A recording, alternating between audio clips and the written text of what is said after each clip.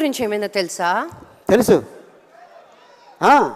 ఎందుకంటే ఆకలేస్తే మనిషి ఉండండి, అమ్మాయి వస్తుంది.